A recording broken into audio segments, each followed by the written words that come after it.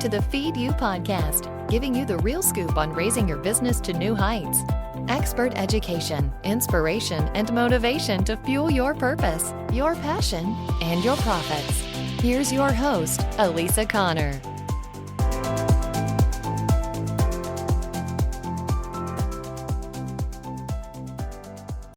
Hello, and welcome to episode 37 of the Feed You podcast. I'm Elisa Connor, and I am so grateful you're here. This week, we are talking all about analytics and falling in love with your analytics. And I think by the end of this episode, you are going to have a new appreciation for how being aware of your analytics and using those to determine where you spend your time and your money, it will impact your business positively. So let me first start off by saying that I'm so grateful that you all are here joining me again this week. And if you're new to the show, thank you for tuning in for the first time.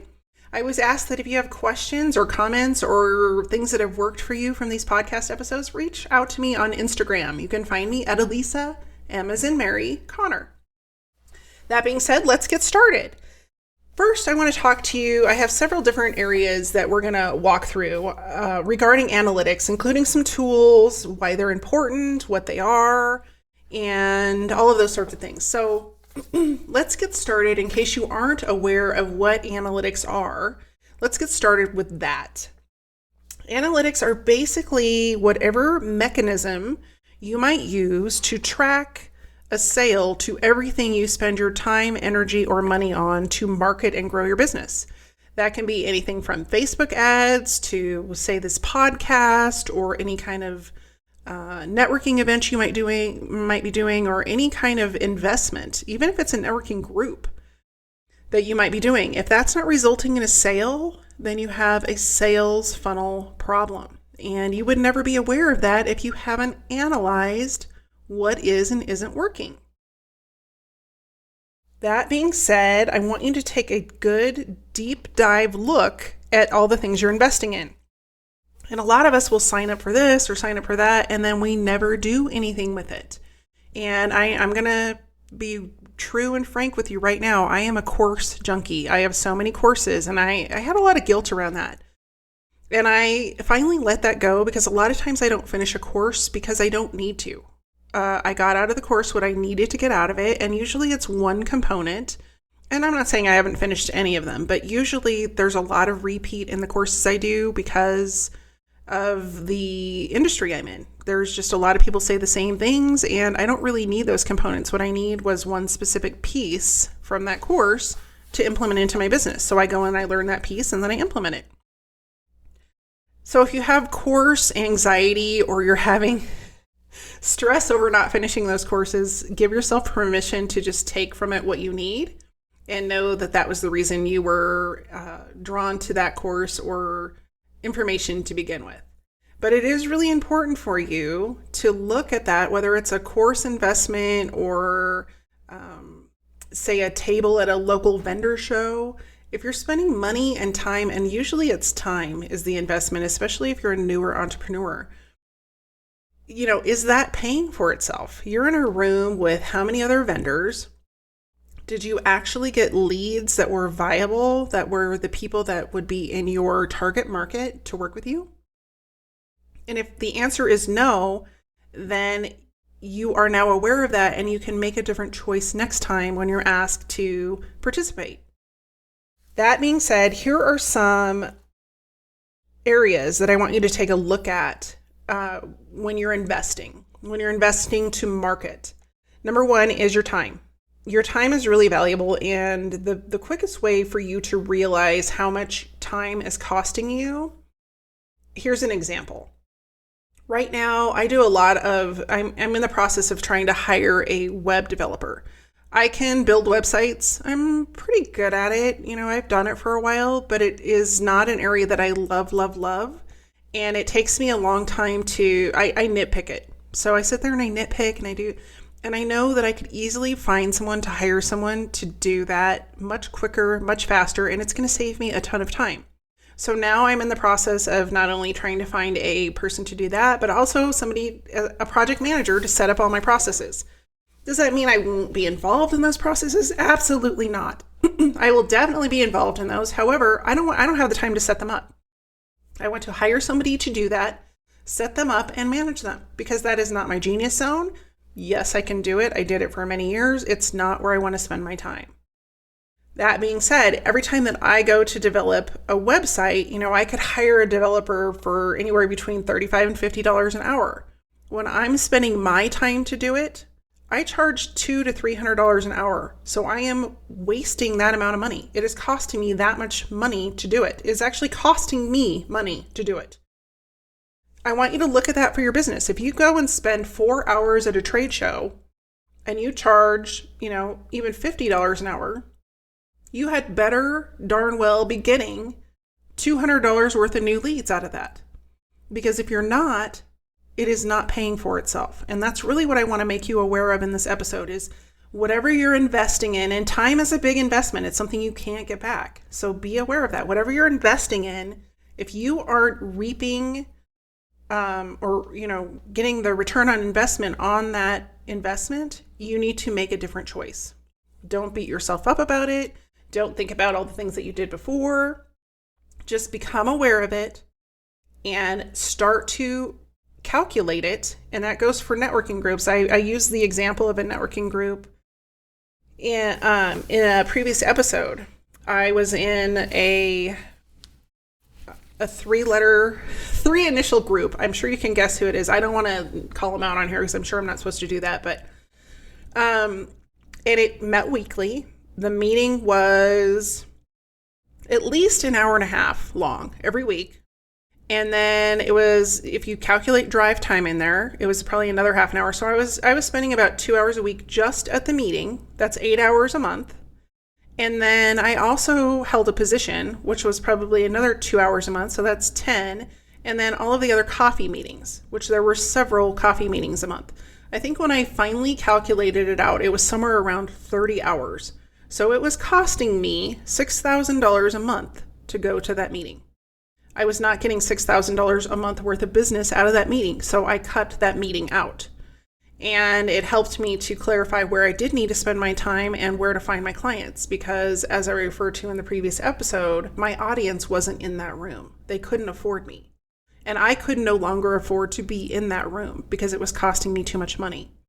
So be aware of that. Your time is your most precious asset. And if you aren't calculating that time into your return on investment, regardless of what your business is, then you are definitely losing money in your business in that arena. So number one is time. Number two is advertising. And I see a lot of people that run ads and I don't know that they have a real strategy behind what they're doing. They're just running an ad to run an ad. And you really do need to have a strategy behind how does that fill your funnel in one way or another, whether that's, growing your email list or you're getting people signed up for a specific webinar that you're going to sell to them at the end, or, it could be multiple facets. Don't just run Google ads to run Google ads. Have a purpose behind them and a strategy behind them. And then most of all, measure to make sure they're working. Because if you're investing in advertising and you don't have a measurement of what that's, actually doing for your business, and I'm going to give you an example in a minute. That's a huge problem. And that can actually take down your business and put you out of business. So I had a client about a year and a half ago that ran a drug treatment center. And he had worked with a marketing specialist. I use that term in air quotes, who had convinced him that spending $35,000 a month on SEO was the way to grow his business. Yet when I asked him, I'm like, show me, how many clients you've gotten with that $35,000 a month. He couldn't do it. He couldn't relate how many clients were coming in the door specifically from that advertising investment, actually coming in the door to get treatment.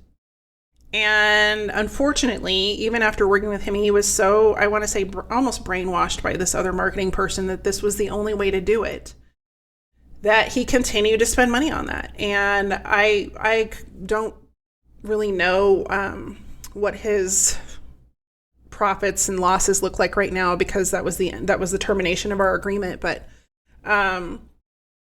it's terrifying to me that people can be convinced by so-called marketing professionals to invest in things that don't have some sort of analytics built into it. Like, you've got to show me that those people are walking through the door and spending money with me.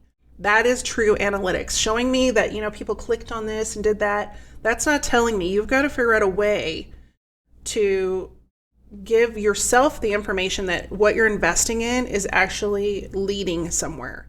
And if you don't know your numbers, I'm not a huge numbers person. I'm a creative, but I know well enough that if I'm not tracking my numbers, nobody else is. And even if you have an accountant or a bookkeeper, you need, or, a Facebook ads person, you need to be holding them, their toes to the fire to show you, okay, how many of these people that we've, run ads to have actually become clients. And they should be able to show you a direct path to what that looks like in your numbers. Number 3 in this area, and I touched on this a little bit, but is, if you're speaking or you belong to different organizations like chambers or networking groups or associations, if you're investing, and a lot of those cost money. So if you're investing in those different arenas, are they bringing you leads? Are they converting into customers? And if you can't tie your investment, including your time investment, in those different arenas to cash coming in the door, then you probably need to reevaluate whether or not you want to up your renewal for those groups. Other promotions that you might be running is another one. Another area that you should analyze. So if you're running a specific promotion for, say, past clients, and you're putting a lot of time and effort and energy into that, and then it's not converting, you may want to rethink, one, your messaging around it, or two, do your previous clients really actually need that product or service? And look at, if it's not selling, why isn't it selling? And if it is selling, what can you do to perpetuate more sales? Also, something else that people don't look at is social media, their email marketing, and their website. You invest a lot of time creating social media posts and writing stories and photography and doing training and in your Facebook group and even in your website. Like, websites are not cheap. If you have a really good website, they're not cheap to build and create. Now, I'm going to list a caveat here in just a minute about online marketing, but let me get through the list. But also with your emails. I know it takes me a lot of time to write my emails every week. And if you're investing that time and people aren't converting, you need to see what's broken in the funnel. And you can't figure that out unless you're looking at your analytics. And we're going to talk about tools in just a little bit, so I'm not going to go into that. One caveat I want to let you know about online marketing that people don't realize is that it's not instantaneous. Typically, if you're growing things, whether you're doing it organically or you're doing a combination of paid ads and organic, it's going to take some time to get traction, especially in the world that we live in now, because it is a really crowded market space. Everybody's figured out online marketing, especially the marketers. And some of them have endless budgets and can spend tons and tons of money on Facebook ads, and you've really got to figure out a way to differentiate yourself, your product, and what the solution that you offer to stand out in all that noise. And to get some traction, it might take a little bit of time. I've had clients come to me that are like, oh, I have a new website. It should be working right now. I'm like, no, that's not how this works. And they don't want to invest in ads. They don't want to invest in anything else. They just want this magical website that brings them business. And the reality is that everything you do online is just like offline marketing. It takes time, it takes attention, and it takes money. If you're marketing your business and you're in business, you have to expect to invest those 3 things: time, money, and effort. Last but not least, I see this all the time, and there's nothing that infuriates me more, is when people spend money with coaches or business consultants and they see no results, like thousands and thousands of dollars. I've seen people spend upwards to $30,000 in their business, and they're so excited about their coach, and they're so excited about, working with this person because they're so popular and da da da da. And they may be the best coach in the world. But if you haven't implemented what they've said, or they haven't taught you a way to actually increase business in your, increase sales in your business, there's no ROI in that investment. So you've spent, $30,000 on a coach. And if you haven't made back that $30,000 and then some, was that really a good investment? Just be aware of those things. Be aware of, that's one of the things that I look at before I invest in any kind of program is what kind of results have the people that have invested in that program previously had. If they don't have any results or they don't have any numbers associated with success, I am very hesitant to invest with them. I got burned really early in my business by a coach, and I just promised myself that I would not let that happen again.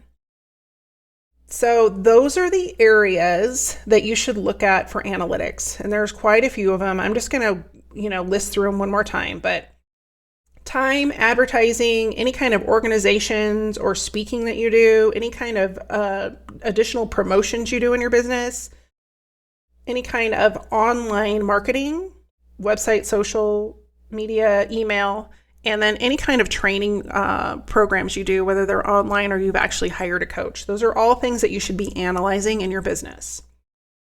Now, I think I've covered this pretty well, but the second thing that I want you to be aware of with analytics is, why they're important.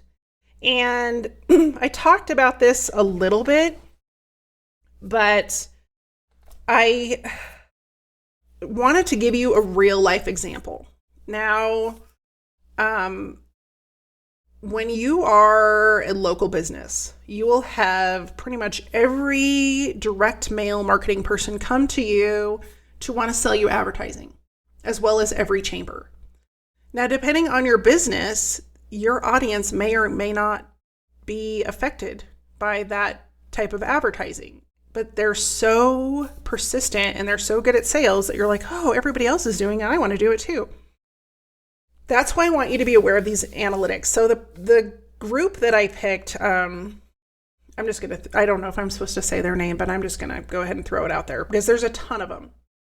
But the one that I picked to just do some research on was Valpak. And it's those little coupon packs that you get in an envelope, and it has like 50 business sheets printed in there. They're usually double-sided in their color, and they're really pretty, and they have a lot of information, but there's like 50 of them. And I just did like a brief survey before doing this episode. And I was like, how many people actually open that? And I think like 9 out of 10 people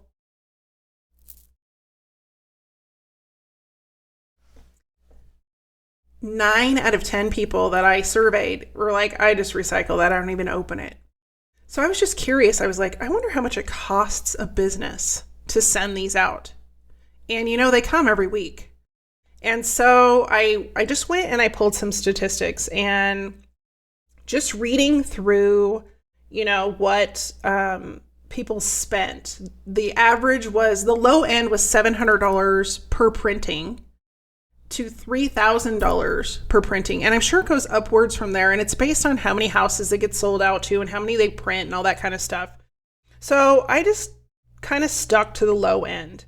And I said, okay, if you're a local restaurant and you printed this just one time, one week, and most people don't do it 1 week, and you printed 1,000 of these and they were mailed out, the average return of somebody actually even, coming into the restaurant was 5%.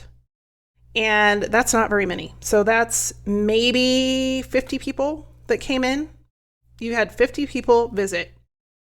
And you've got to have, say your average meal that you sell on average, your average bill that you need people to be spending is $20. It would take, those 50 people, all 50 of them. Now, not all, maybe you would have all 50 of them come in. But is it going to come in the same month? I mean, there's a lot of variables here. But if they all came in, you would break even with what you spent. Because 50 people times $20, and they have to spend $20 or you're not going to break even. You see, there's a lot of variables here. All 50 of them have to come in. They have to spend at least $20 for you to break even. Now, there are so many issues with this direct mail, but I'm using this as an example because I want you to be aware when you're investing of being talked into things that sound really, really great, because those salespeople are being paid to sell you things. And being aware of, it costs me this much. 90% of the people are throwing it in the garbage, so they're not even seeing it. So what are the odds that you're even going to get 50 people? And it only works for certain types of businesses. But there are some other problems here. Okay, so in my previous episode, I really talked a lot about lifetime value of a customer. And that is, how much money a customer is going to spend with you over the lifetime of your relationship. And so if you're a local restaurant, you're trying to build up a longer lifetime relationship. Every time you go out to eat, you're not going to go out for, say, Chinese food. You may go out for Chinese food one day, and Italian one day, and Mexican one day, and hamburgers another day. If you're like our family, you don't go out every night. With 5 people, that adds up to be a lot of money.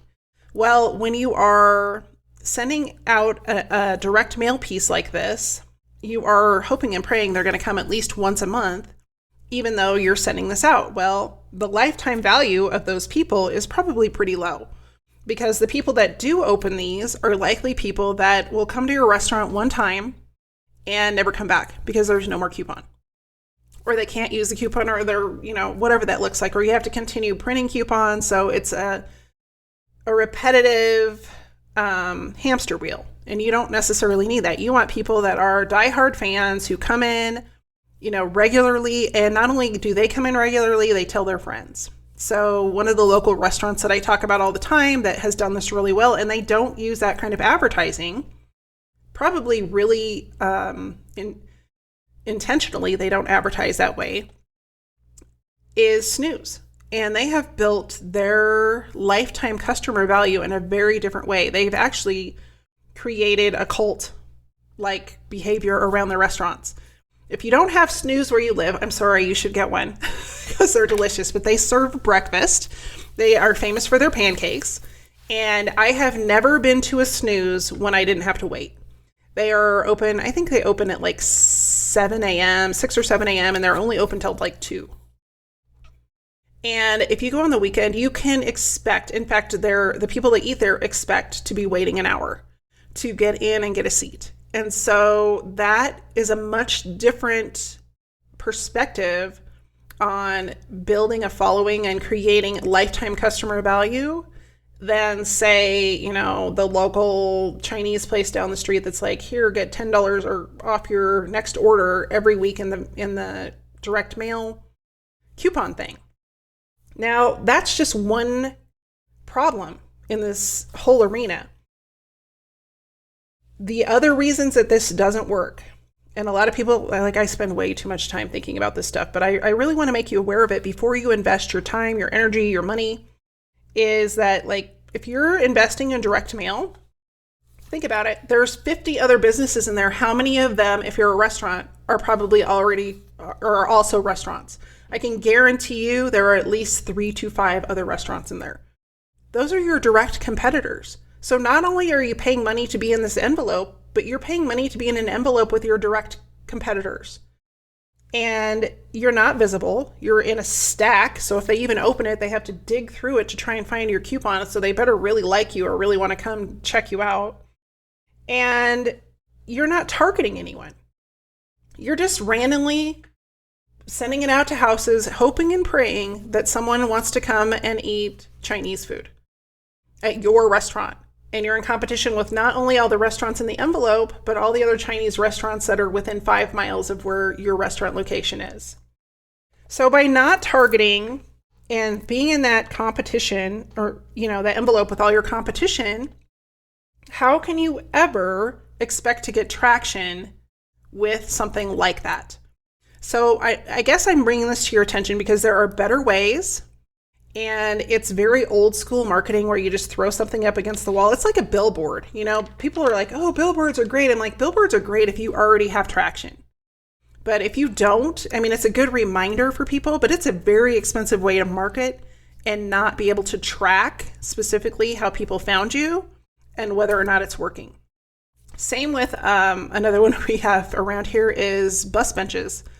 I think every realtor in town has a bus bench, and I'm just like, okay, you drive one block and it's, Sally Joe from Remax, and then you drive another block and it's so-and-so from Keller Williams, and then you drive another block and it's, Joe Schmo from Coldwell Banker. I'm like, you all have a bench and they're like within a block of each other. How do you think this is going to work?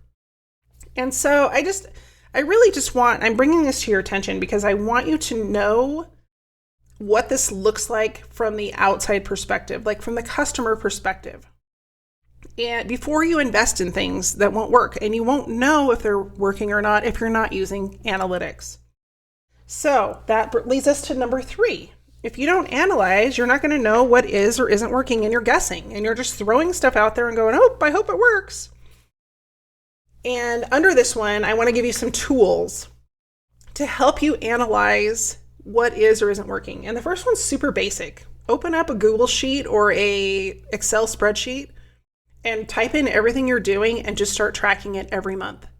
And that includes your time. Like if you spend 10 hours a month networking, write down for each group that you go to how many hours you spend, including driving, because that's part of your time, and how much business you're getting out of that group. And if you track it for 6 months and the answer is 0, then I think you have your answer. And I get you need to build relationships over time and yada, yada, yada. But the bigger problem is if you're spending time in those groups and you're not getting any traction and you're not getting business, or you're not getting the clients that actually can afford your products and services or see the value in what you do, then you're in the wrong room. And there are other rooms you can be in and other ways to market your business. So that's really the simple, most basic one. They're going to get a little bit more complex from there. Google Analytics is probably one of my favorite tools of all time. It is very comprehensive. It can be a little bit intimidating, but even if you just set up a Google Analytics account and track it to your website and even, your Facebook ads, you can at least see what is happening.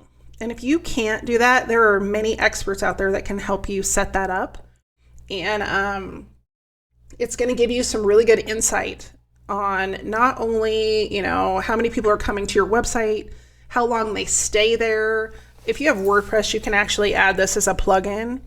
And I highly recommend you do so, because every time you open it up, your dashboard is going to show you not only, how many people have visited, how long they've stayed, how many people have bounced off, meaning they came and then they immediately left. But also, you can get into depth into how many pages they went to, what they did on those pages. I mean, you can get as deep as you want. But it's also going to give you, the traction from your social media. So if you have, say, a Facebook post that leads back to your website, you can connect the two to see how many people came from Facebook to your website versus how many people came organically, like from, say, your podcast. So a lot of times I will have a link for a freebie in my episode, and it's a direct link to my podcast. So I may want to know if I post that same link on Facebook in a different group or as an ad or whatever that looks like, how many people came from there versus came directly from the podcast. Because then I know, okay, well, if most of my people are coming from the podcast, I don't want to run an ad to that freebie because it's, all my audience is all coming direct. The same goes for any kind of ad spend you're doing. If you're spending money on Google ads or any other kind of Facebook ads, Instagram ads, you name it, YouTube ads, they all have reporting built in. They all have analytics, and you can go in and see how many people are actually clicking on it, all their steps, clicking on it, converting, and you can set all of that up. I'm not going to go into Facebook ads or, online advertising because that's not my area of expertise. But I do want to make you aware, whether you set it up or not, that you're holding either yourself or that person that you've hired to help you with it accountable for ROI. Like, we're spending money on this. I want to see, what is happening. And you may have to ask them to explain the report to you. That's their job. Have them explain it to you. Have them tell you, what you should be looking at, what you should be looking for, and you can log in at any time and look at those things in your account. So that would be my second recommendation. My third recommendation, and I really like this one, it's new to me, is called Mixpanel. Mix panel, Panel. And what's really cool about this is it helps you understand your customer's journey. So when you set it up with them, and it's not free, it costs money to do this one, but when you get more advanced, this is a really cool tool to add into your tool belt because it helps track, okay, how do people find out about me? Where did they go next? Where did they go next? Where did they go next? And then how do they finally end up buying from me? So let's use a real life example. Somebody saw one of my Facebook Lives. They then went to my website, saw that I have a free Facebook group, joined the Facebook group, went from the Facebook group to my free webinar, went through the webinar, and decided to enroll in an online course. That's their journey. And I wouldn't know that specific journey or where they got lost along the way if they never made it to the end without some sort of tracking mechanism. And so you can see how that would be really powerful in your business if you're able to track that whole journey. So again, that's called Mixpanel. Another area, and that last one was a little advanced, so if you're not ready for it, don't worry about it. Just write it down and save it for later. But another area that people don't look at is their email reporting. And you may go in and go, I'm going to send out my email blast. I have my weekly or monthly email blast, but they never go and look at the reports. And there are some things in there that are really important to take a look at. Number one is if you have bounce rates. Those are people, now there are soft bounce and hard bounce. Soft bounces are people that either their inboxes are full or the server was down or something like that. So they're a little less prevalent to get rid of, but you may want to resend to them. And most email providers give you the opportunity to do that. If an email wasn't opened, you can actually resend it. The other are hard bounces. Well, those are emails that either don't exist anymore or they never existed. Maybe somebody gave you a fake email. Those are people you want to get off your list immediately. Because if you have those hard bounces and you're in a paid plan for your email, you're paying for those people. So one, it's costing you money, but two, every time that bounces and you don't take care of it, it's also kind of a ding against your email record per se. Definitely counts against your overall statistics, and you just want to get rid of them. You want to get rid of the hard bounces. The soft bounces, if it's been month after month after month, my guess is that it's probably a abandoned email account, and you can get rid of those too. Most email service providers will give you some sort of reporting option to look at that. And a way to take care of that, like with people that aren't opening your emails, which leads us to the next piece of this, which is your open rate. If you have people month after month after month that haven't opened your email, it's probably due to a couple of things. One, you've added them to your list without really them wanting to be a part of your list. And two, they may not be interested in your content anymore. So I highly recommend that you send a list, I call it a list scrub or a list cleanup, email to them and say, hey, I noticed you haven't opened my email for a few months. If you're still interested, I'd love to keep sending you email. Are you interested in, areas A, B, and C? If not, feel free to unsubscribe. So that way you can do a little bit of list cleanup. You're not having to pay for them, and it's not affecting your open rate. Now, open rate is the number of people that have actually opened your email. That's really important because if they're not opening it, you have like a 1% open rate. You're like, you got to work on your email titles and headlines and stuff like that. And I've got an episode on that that I will link to in the show notes. It was episode number 32, if you're looking for it. And you probably need to do a little work on that. Now, if one caveat there, open rates, you're likely never going to have 100% open rate, regardless of how fantastic your list is. Average, I think, is around 20 to 30% right now of open rate. If you have higher than that, woohoo, high five, good job. But if you're around 20%, that's industry average. You're probably pretty good. But what's more important than open rate is click-through rate. And what that means is that you have a link in your email of some type that is leading them to the next piece of your sales funnel. And you want them to click that link, because that means that not only have they opened your email, they've likely at least skimmed it, if not read it, and they found the link interesting enough to move to the next piece of the puzzle.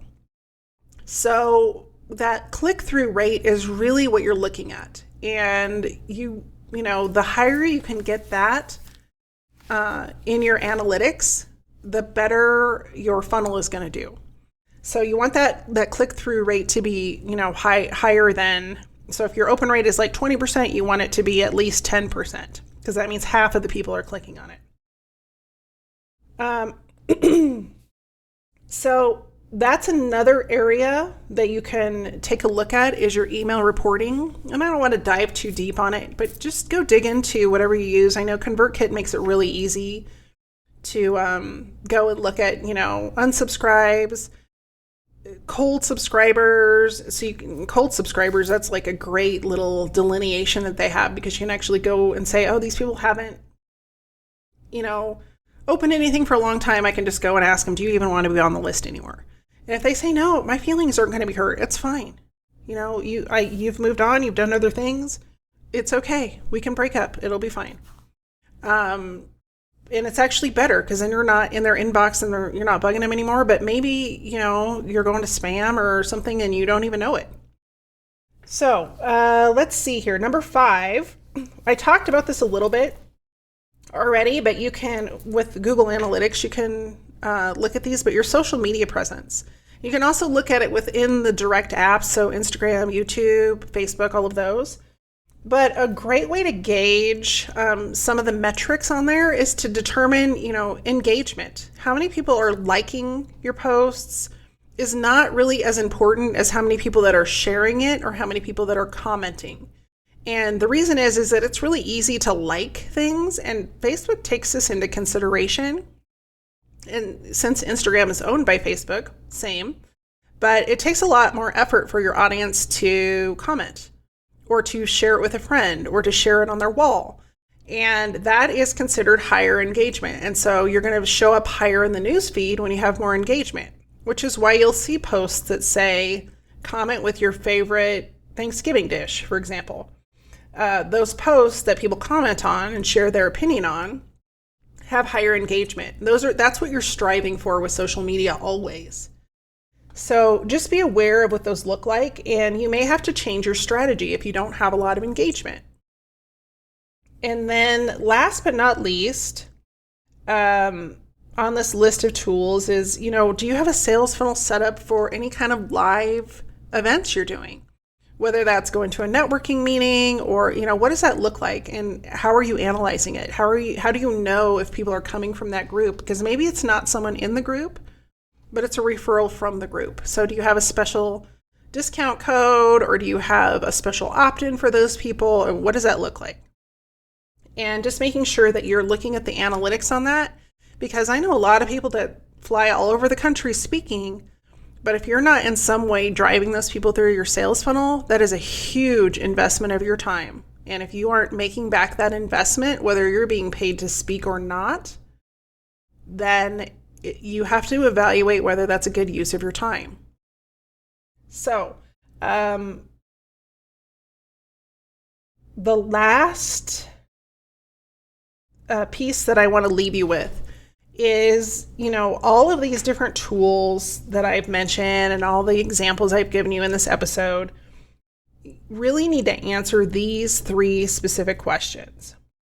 Number 1 is what you're investing in actually working to increase the sales in your business based on how much time, money, and energy you're spending on it? And I brought this up several times throughout the episode, but if you're spending, time or money or even just energy thinking about it, and it's not producing results, I'm begging you to reanalyze your investment. Because if you're spending, energy and time and money on that and it's not feeding your business, why are you still paying for it? Would you go to the grocery store, put a bunch of food on the counter and pay for it and then walk away and not take it home with you? Of course not. That's ridiculous.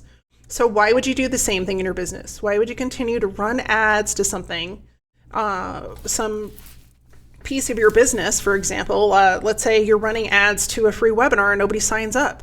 Now, mind you, it might not happen the first time, but if you do it 5, 6, 7 times and you spend a bunch of money on it, or the example I gave earlier, you're spending $35,000 a month and you don't have any clients to show for it, there's a problem. You're going to go out of business.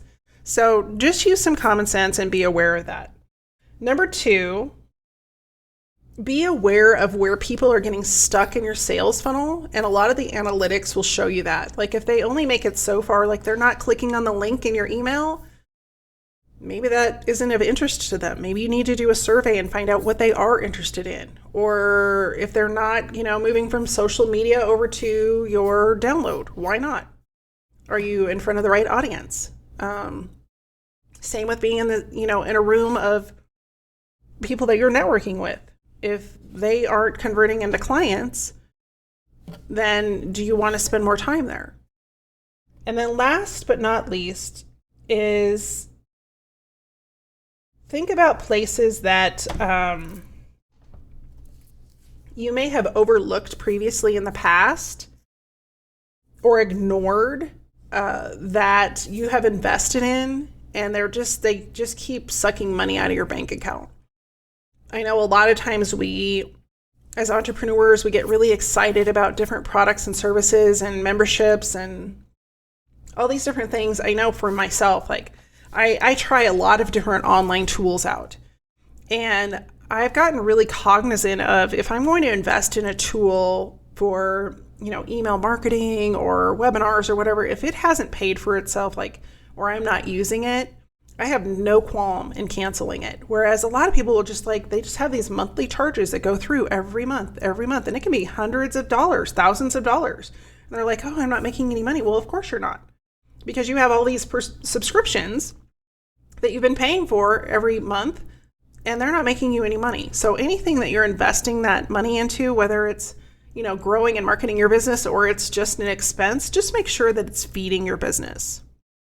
That's what I've got for you this week. This was a lot to take in. I hope you guys can take some of these tools and tips and implement them into your sales funnel and see some traction. Because I think just being aware of, analytics and being aware of how much they can help you determine what is going on in your business and where you're spending your time and money and your energy is really, really important.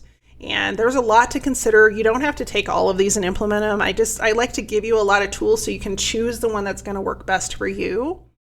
And, if you have to start with one and then, graduate to the next, do that. But just be aware and just, adding that into your thinking and your presence and your mindset is really going to help you determine where you're investing and making sure that it pays for itself. So next week, I actually have 3 case studies on sales funnel success with clients that I've worked with that I want to share with you. And it'll be the final episode of our sales funnel series.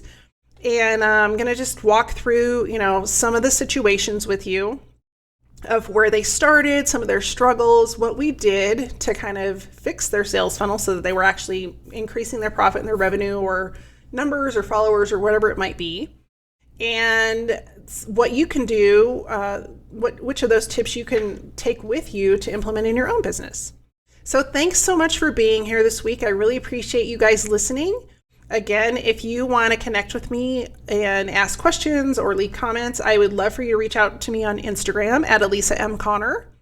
And if you have loved this episode, I would love for you to share it with a friend or leave me a review on iTunes. I appreciate those reviews, and it's so awesome when you can share it with other people because you find value in it. And I just appreciate you. So thanks again, and I'll see you guys next week. Take care. This episode is being brought to you by my new free training, How to Create an Irresistible Opt-in That People Actually Want. You know you need an opt-in. Everyone's told you you need an opt-in. What they haven't told you is what to create, how to create it, and for the love of Pete, how to connect it to both your email service provider and your website. That's why I've created this free training to give you the inside scoop about how to do all of those things.